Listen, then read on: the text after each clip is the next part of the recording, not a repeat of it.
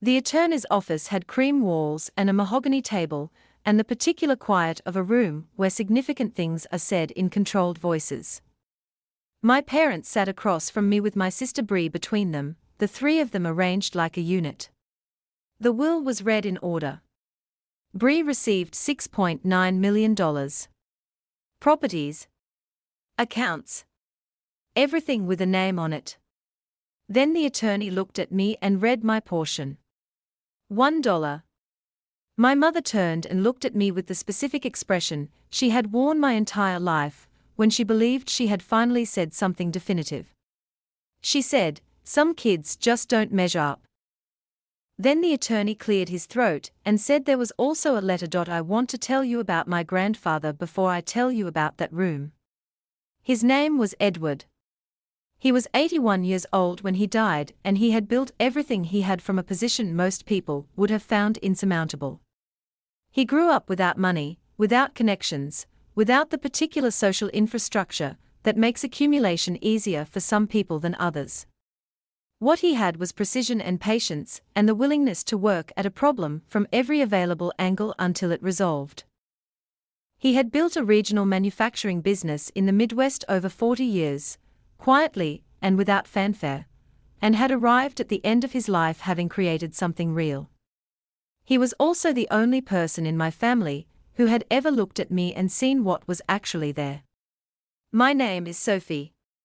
I am 31 years old. I work in financial analysis for a firm in Chicago, which I found on my own and built a career in on my own, and have sustained without the assistance or acknowledgement of anyone in my family. I say this not to establish a credential, but to give you a framework. I was not the failing child. I was not the difficult one, or the unstable one, or the one who needed managing. I was the one who had been categorized as unnecessary so early and so completely that by the time I was an adult, the categorization had become invisible to the people enforcing it. It was simply the weather. The condition of the family. Not a decision anymore. Just the shape of things. Bree is 4 years older than me. She is the daughter my parents built their parenting identity around in a way that was never quite conscious, and therefore never quite examined. She is not a bad person. I want to say that clearly because I have had time and distance to think about it carefully, and I believe it to be true. She is a person who was handed a set of conditions from birth and accepted them the way anyone accepts conditions that are favorable, without much reflection, because reflection is less necessary when the conditions work in your direction. My parents are Gerald and Maureen. They met in their 20s, married quickly, had Bree, and then 4 years later had me, and somewhere in the infrastructure of their early family life made a series of small decisions about who required more investment that calcified, over 30 years, into a hierarchy so embedded that it operated entirely without effort. I had understood the hierarchy since I was approximately 7 years old. My grandfather had understood it from the outside, which is the clearest view. He visited twice a year, Christmas and 1 week in the summer, and he watched the way a man watches when he is not talking. He asked me questions that my parents did not ask. He remembered the answers. When I was 12 and went through a period of drawing detailed architectural floor plans for no reason except that it interested me, he kept the ones I showed him and asked follow-up questions the following Christmas about whether I was still doing it. I was. He said, "You have a specific kind of mind." Said it plainly, without ceremony. It was the kind of sentence that stays with a person. When I was accepted to university on a merit scholarship, my grandfather called and spoke to me directly. Not through my parents. He called the number I had given him, and we talked for 40 minutes, and he asked about the program, and the city, and what I planned to do with it. My parents acknowledged the scholarship at dinner that week with the mild satisfaction of people noting a task completed. Bree did not attend university. This was described, in our household, as a different path. My grandfather's health declined slowly and then quickly, as it tends to. In his final year, he was in a care facility 2 hours from my parents' home. I drove down 6 times. My parents went when logistics allowed. Bree sent a card on his birthday that I know because he mentioned it in a way that suggested it had been noted rather than felt. He died on a Thursday in February.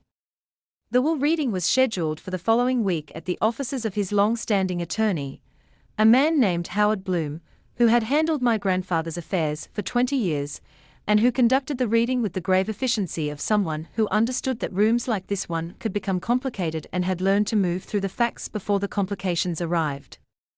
He read the standard language first. The properties.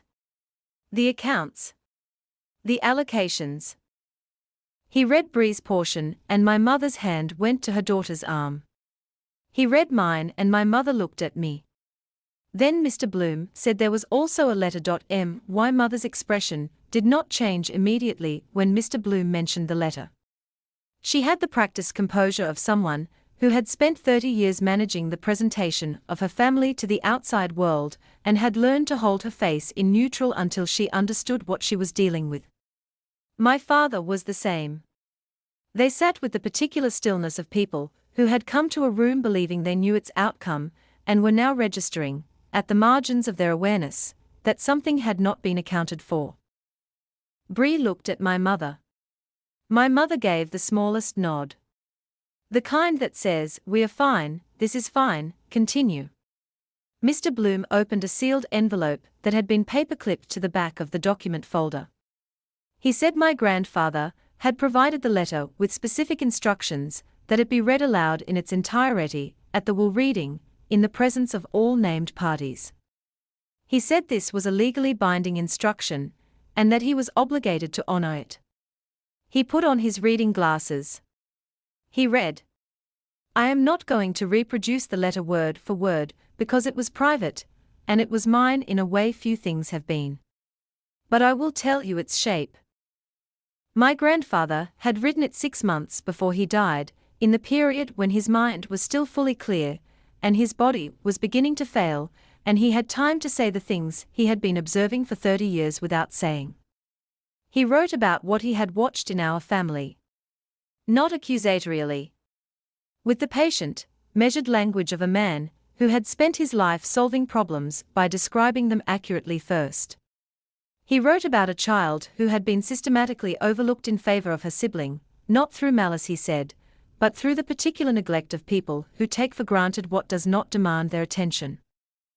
He wrote about watching that child build herself from the ground up without assistance, without acknowledgement, without the basic parental infrastructure that most people never have to think about because it is simply there. He wrote my name. He said, "Sophie has never needed my help. But she has always deserved my recognition." He had established, separate from the primary estate, a private trust in my name. Funded over the previous 12 years through assets my parents had no visibility into, because my grandfather had maintained financial structures they had never been invited to examine. The trust had been managed by Mr. Bloom's firm. It had been building quietly, in the background of every Christmas visit and summer week, while my family arranged itself around my sister, and my grandfather arranged something else entirely. The trust value was read aloud. $4.3 million. My mother's composure left her at that number. Not gradually. All at once, the way a temperature drops when a front moves through.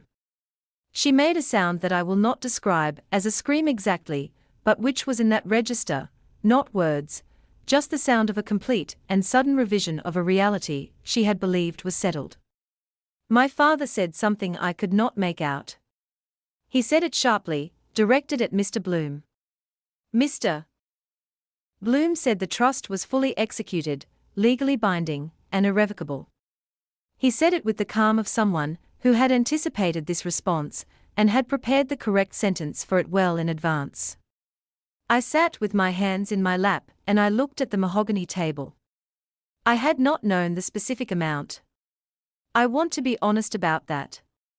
My grandfather had told me, in one of our last coherent conversations, that he had arranged something.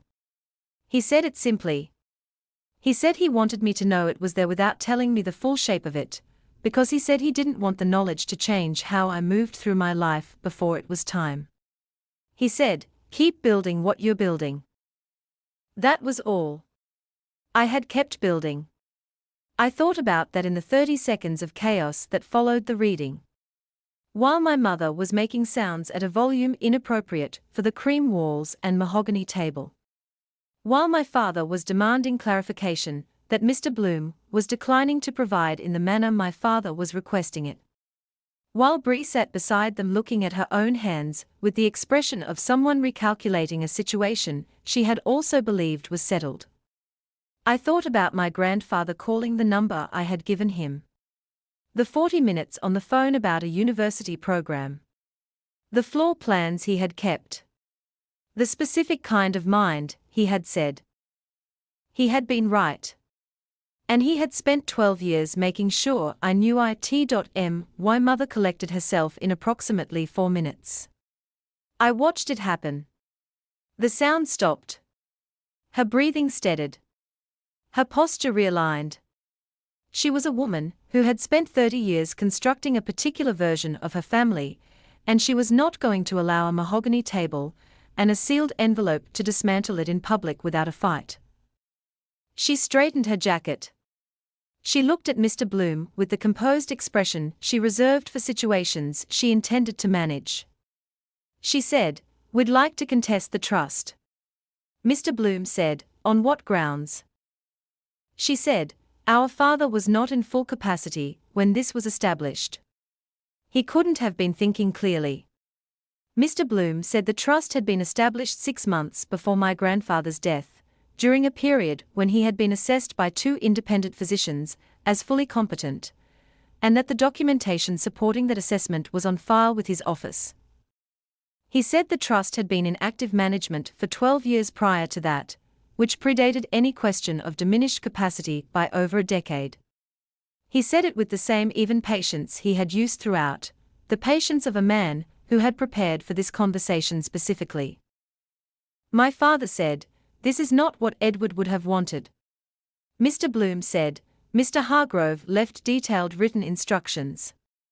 I am executing them as directed." My mother turned to me. This was the moment I had been waiting for without knowing I was waiting for it. Not with anticipation. Not with any prepared response.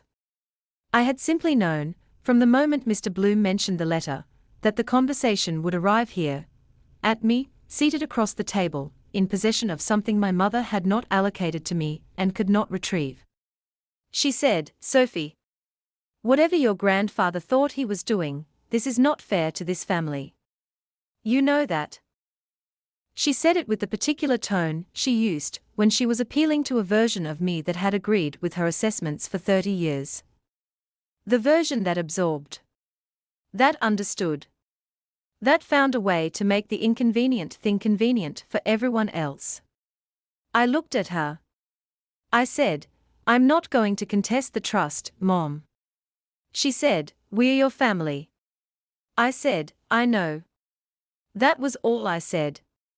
Not because I had nothing else. Because I had learned, over 31 years of careful observation, that the most powerful response to a person who expects volume is the complete absence of it. My mother operated through force of will and social pressure, and the accumulated weight of 30 years of being the authority in every room she entered. What she could not easily operate through was stillness. Quiet. The specific composure of someone who no longer needed her approval to know their own value. She tried a different angle. She said my grandfather had been manipulated. She said I had always been better at working him than Bree had, that I had cultivated the relationship strategically. She said it with the fluency of someone who had been rehearsing an alternative narrative since approximately 4 minutes after the trust figure was read aloud. My father nodded. Bree looked at the table. Mr. Bloom said, "I need to note for the record that any allegations regarding undue influence will require formal legal proceedings, and that my office will be cooperating fully with any court-appointed review." At which point the full correspondence between myself and Mr. Hargrove over the past 12 years will be entered into evidence. He said it mildly. He said it the way people say things they have been waiting to say. My mother stopped talking. I picked up my bag from the floor beside my chair. I placed it on my lap. I looked at my family, my mother with her realigned posture, and her revised narrative already in progress, my father nodding at a story that made the room manageable, my sister with her hands folded and her eyes down, navigating the recalibration of a morning that had not gone the direction she had arrived expecting. I felt something happen that I want to describe carefully because it was not what people expect from a moment like this. It was not triumph. It was not relief, exactly. It was closer to the specific feeling of a pressure you have been living inside for so long that you have stopped registering it as pressure, and then it lifts, and you feel for the first time what the air is like without it. Light. Just light. I thanked Mr. Bloom. I shook his hand across the table. He said it had been his honor to execute the estate as directed. He said it with a sincerity that told me he had known my grandfather well, and had understood exactly what the letter and the trust were intended to do. I put on my coat. I walked out of the room. Part 4. The parking lot outside Mr. Bloom's office was ordinary in every way. 2 rows of cars. A bare tree at the corner dropping the last of its February leaves. A coffee shop across the street, with a handwritten sign in the window. I stood beside my car for a moment and looked at none of it in particular, and breathed the cold air, and let the morning settle into something I could carry without effort. Then I drove to work. Not home. Not to a friend's house to process what had happened. I had a presentation that afternoon for a client I had been preparing for 3 weeks, and I drove to my office, and I sat at my desk and I finished the preparation, and I gave the presentation, and it went well. This is not a detail I include to demonstrate anything about my resilience. I include it because it is true and because it reflects something real about the life I had built. A life with structure and purpose and forward motion that did not require anyone else's inheritance or validation to sustain itself. My grandfather had known that. It was, I think, part of why he had built what he built the way he built it. My mother called 4 times that evening. I let each call go to voicemail. She did not leave messages after the first one, which was 2 minutes and 40 seconds of a narrative I recognized as the one she had been constructing since she straightened her jacket in that cream-walled office. The narrative involved my grandfather's declining judgment, and my calculated cultivation of his affection, and the fundamental unfairness of an outcome that she framed as a wound to the family rather than a wound to her specific expectations. I listened to the voicemail once. Then I deleted it. My father sent an email 3 days later. It was more measured than my mother's voicemail, which told me he had drafted it carefully and possibly with consultation. It said the family was considering its legal options and hoped I would be open to a conversation about equitable resolution. I forwarded it to Mr. Bloom's office as he had asked me to do with any direct contact from my family regarding the estate. Mr. Bloom's firm responded on my behalf, professionally and briefly. The legal options my father had referenced did not materialize into anything formal. Mr. Bloom had told me they wouldn't. The trust had been constructed by a meticulous man over 12 years with the assistance of a meticulous attorney, and the documentation supporting it was comprehensive in a way that made formal challenge not just difficult, but inadvisable for anyone whose attorney had told them the honest truth about their prospects. I do not know whether their attorney told them the honest truth. I know the challenge did not come. Bree called me 6 weeks after the reading. This was the call I had not anticipated and the one that required the most from me. She said she didn't understand any of it. She said she had grown up believing the family was one shape, and it turned out to be a different shape, and she was still trying to locate herself inside the new version. She said it without accusation, which surprised me. She sounded genuinely lost. I sat with that for a moment before responding because I wanted to respond to what was actually there rather than to the version of Brie I had carried from childhood. I told her I understood that it was disorienting. I told her that what our grandfather had done was about his own observations and his own choices, and was not a verdict on her. I said that carefully because I meant it carefully. She was quiet for a moment and then she said, "Was it always like this, the way the family was?" I said, "I think so." She said, "I didn't know." I said, "I know you didn't." That was the most honest conversation we had ever had. We did not become close after that call. But we became something more truthful than we had been, which felt like its own kind of progress. The trust transferred in the months following the reading, through the proper legal channels at the proper legal pace. I did not immediately know what to do with the full scope of what I had received, and I did not rush to decide. I had learned from watching my grandfather that the decisions that lasted were the ones made without urgency, from a stable position, with full attention to what you were actually building rather than what you were reacting to. I invested the majority. Thoughtfully. With help from people I chose for their competence rather than their relationship to me. A portion I used to purchase my apartment outright. I had been renting for 6 years, a practical Chicago apartment in a building I liked, and I had been saving toward ownership in the incremental way of someone managing an entry-level analyst salary toward a goal that was real but distant. It became less distant. I signed the paperwork on a Tuesday in May and walked through my own front door that evening with a set of keys that were mine in every legal and financial and personal sense, and I stood in the kitchen and made tea and looked at the rooms that belonged to me and felt something I had been building toward my whole adult life without a word from anyone who should have been building alongside me. My grandfather had 12 drawings I had made when I was 12. Architectural floor plans for rooms that didn't exist, drawn in pencil on graph paper, a child's first attempt at translating how she saw the world into a form someone else could walk through. I had not known he had kept them until his personal effects were catalogued after the reading, and Mr. Bloom contacted me to say there was a folder in my grandfather's desk with my name on it. I drove down to collect it on a Saturday. Inside the folder were the 12 drawings, organized chronologically, each one dated in my grandfather's handwriting in the top right corner. Beneath them was a single index card in the same handwriting that said, "She always knew how to build something from nothing. Keep these safe." I framed them. Not all 12. 4 of the ones I liked best, the ones that showed something I recognized even now, as a way of thinking rather than just a way of drawing. I hung them in my home office above the desk where I do my best work. My mother sent a card in December.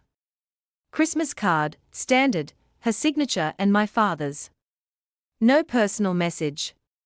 I set it on the counter, and after a few days moved it to a drawer. I was not ready to discard it, and did not need to look at it. That felt like the most accurate position available. I called my grandfather's care facility the following February, on the anniversary of his death, and spoke briefly with the nursing coordinator, who had managed his care in his final months. She remembered him. She said he had been a particular kind of patient, attentive, gracious, interested in the people around him. She said he had mentioned a granddaughter in Chicago, who worked in finance, and had a very specific kind of mind. She said it with the warmth of someone passing along a good thing. I thanked her. I stood in my apartment with my east-facing window, and my framed floor plans, and my keys on the hook by the door, and I felt the full and quiet weight of being someone who had been seen clearly by the one person whose clarity had mattered most. He had said, "Keep building what you're building." I was building. That was enough. That was, without question, exactly enough.